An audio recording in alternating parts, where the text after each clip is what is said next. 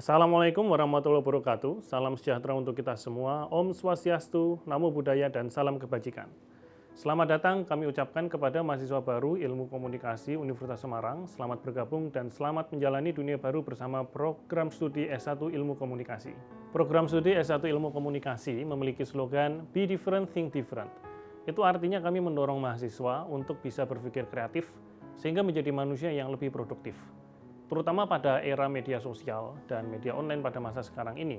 Hal ini sangatlah penting karena tuntutan untuk kreatif itu menjadi sangat dibutuhkan sekali oleh dunia kerja maupun dunia masyarakat secara umum.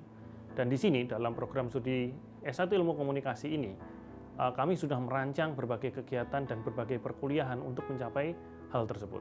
Program studi S1 Ilmu Komunikasi Universitas Semarang memiliki visi yaitu pada tahun 2024 menjadi program studi yang kompetitif dalam bidang kajian media massa, komunikasi strategis dan kreatif, serta mengikuti perkembangan IPTEX dalam dunia komunikasi dengan orientasi lokal maupun global di masa depan melalui penyelenggaraan Tridharma Perguruan Tinggi.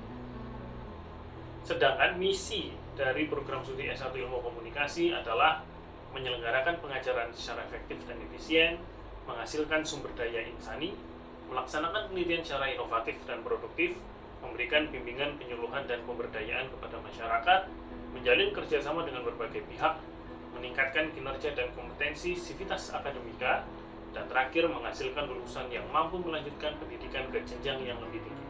Program studi S1 Ilmu Komunikasi sendiri adalah bagian dari Fakultas Teknologi Informasi dan Komunikasi yang membawahi 3 jurusan, yaitu jurusan Teknologi Informasi, jurusan Ilmu Komunikasi, dan jurusan Pariwisata.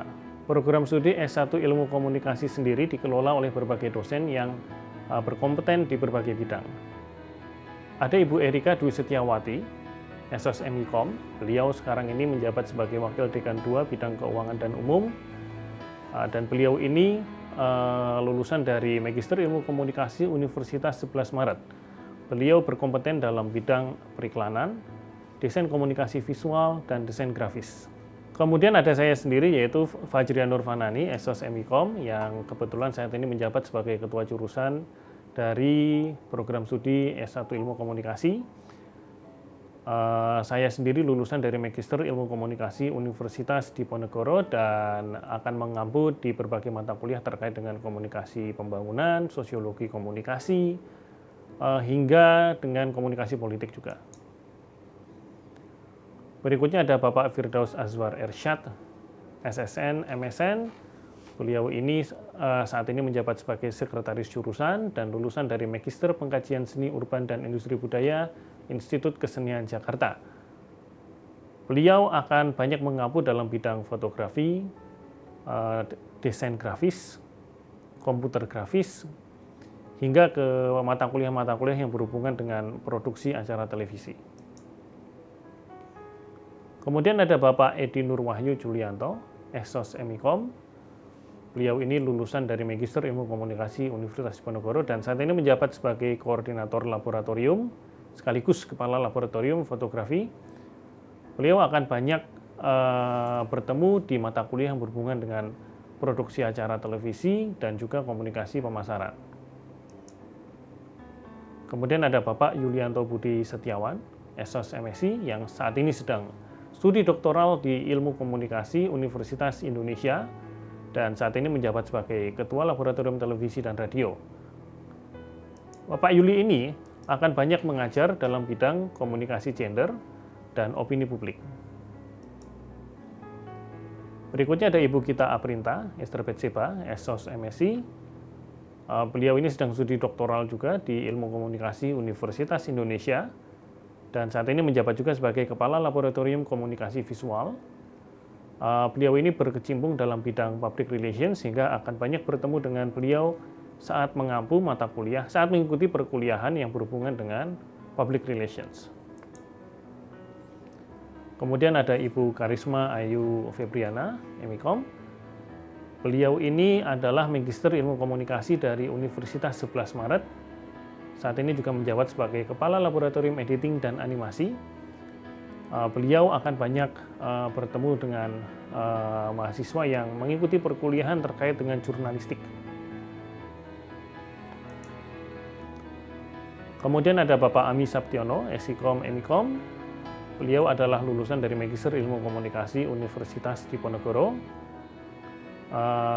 dan akan banyak bertemu dengan perkuliahan yang berhubungan dengan komputer grafis, komunikasi pembangunan, maupun MPK kuantitatif.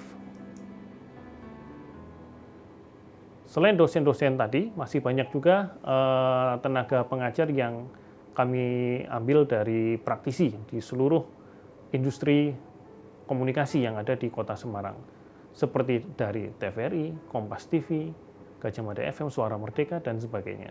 Program studi S1 Ilmu Komunikasi telah merumuskan kurikulum yang sesuai dengan perkembangan zaman. Berikut ini dalam slide bisa dilihat berbagai topik perkuliahan yang seluruh mahasiswa akan pelajari saat bergabung dengan program studi S1 Ilmu Komunikasi. Selain mempelajari mengenai komunikasi secara dasar, mahasiswa juga akan mempelajari berbagai keilmuan mengenai jurnalistik, public relations, advertising, hingga broadcasting. Dan semuanya itu akan disesuaikan dengan tuntutan industri saat ini yang lebih banyak terintegrasi dengan media online. Mahasiswa pada tahun ajaran 2021-2022 ini akan memperoleh kurikulum yang disebut sebagai kurikulum Merdeka Belajar. Masih sama seperti kurikulum sebelumnya, kurikulum ini menuntut mahasiswa untuk bisa lulus minimal 146 SKS. Tapi ada banyak perbedaan yang kurikulum ini tawarkan dibanding kurikulum yang lalu. Di kurikulum Merdeka Belajar, kurikulum ini memberikan kesempatan pada mahasiswa untuk mengikuti kegiatan Merdeka Belajar senilai 20 SKS dan pertukaran mata kuliah dengan prodi di luar ilmu komunikasi USM. Struktur kurikulumnya sendiri adalah seperti ini. Pada semester 1 sampai semester 5, mahasiswa akan memperoleh mata kuliah yang terkait dengan kompetensi program studi. Kompetensi yang akan diraih sendiri adalah ada dua dalam kurikulum Merdeka Belajar ini, yaitu menjadi manajer, pengelola dalam bidang media massa, dan pengelola dalam bidang komunikasi strategis. Khusus pada semester 3, 4, dan 5 akan terdapat penjurusan, yaitu penjurusan komunikasi strategis atau penjurusan media massa. Di sini akan ada dua kelompok mata kuliah yang mahasiswa harus pilih, apakah mengambil kelompok mata kuliah komunikasi strategis atau kelompok mata kuliah media massa. Pada semester 6, mahasiswa akan berhadapan dengan beberapa mata kuliah yang bisa dinegosiasikan, dalam artian mahasiswa boleh meninggalkan mata kuliah tersebut untuk mengambil mata kuliah dari luar program studi, atau boleh juga mengambil semua mata kuliah di dalam program studi. Ini yang kita sebut sebagai mata kuliah pertukaran.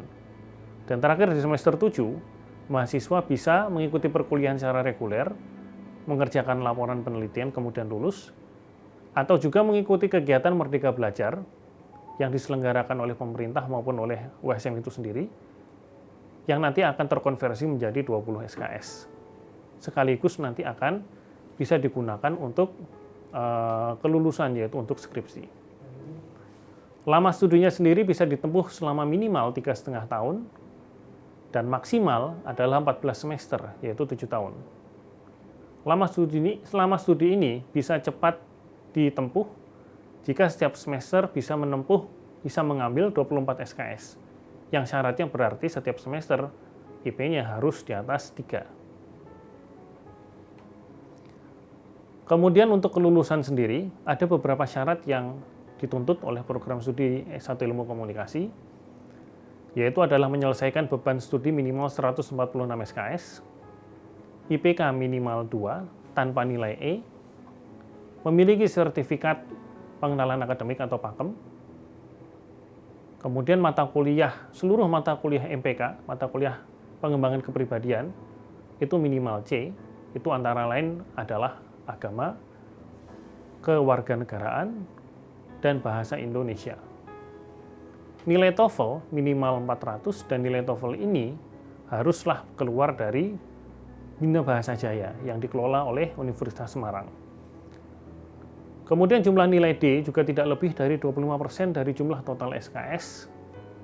Dan terakhir, mengisi surat keterangan pendamping ijazah. Setelah mengerjakan skripsi, mahasiswa itu juga harus menulis artikel ilmiah yang diupload dalam jurnal mahasiswa. Bisa menempuh seluruh prasyarat tersebut, mahasiswa bisa lulus. Informasi lain yang harus kami sampaikan di sini adalah bahwa biaya KKN, K3 atau magang, KKL, seminar, skripsi, dan wisuda ini adalah biaya di luar biaya SPP. Kemudian cuti kuliah dapat diambil minimal juga sudah semester 3 atau sudah 1 tahun lebih. Cuti maksimal 2 kali selama studi, dan jika cuti membayar 35% dari jumlah SPP. Kemudian yang harus diperhatikan lagi adalah bahwa mangkir kuliah, yaitu tanpa pemberitahuan tidak KRS, tetap membayar biaya kuliah 100%. Dan mahasiswa yang mangkir selama 4 semester berturut-turut akan kehilangan status mahasiswa secara otomatis. Kemudian kuliah kerja lapangan sendiri adalah kunjungan kerja ke perusahaan, dan kuliah kerja nyata sendiri adalah pengabdian di berbagai desa yang dilaksanakan selama 30 hari, bergabung dengan banyak mahasiswa dari program studi yang lain. Program studi S1 Ilmu Komunikasi dilengkapi dengan banyak sarana dan prasarana. Kami di sini memiliki laboratorium radio, kemudian memiliki laboratorium fotografi, lalu juga ada laboratorium komunikasi visual, laboratorium editing dan animasi, serta laboratorium televisi. Selain itu juga ada perpustakaan fakultas di Gedung M lantai 1, dan berbagai sarana olahraga yang ada di tingkat universitas. Baik, sekian itu adalah pengenalan dari program studi S1 Ilmu Komunikasi. Kami harap teman-teman mahasiswa semua bisa bergabung di sini dengan semangat, dan juga bisa menempuh perkuliahan selama kurang lebih 4 tahun dengan tepat waktu. Terima kasih. Assalamualaikum warahmatullahi wabarakatuh. Salam sejahtera untuk kita semua.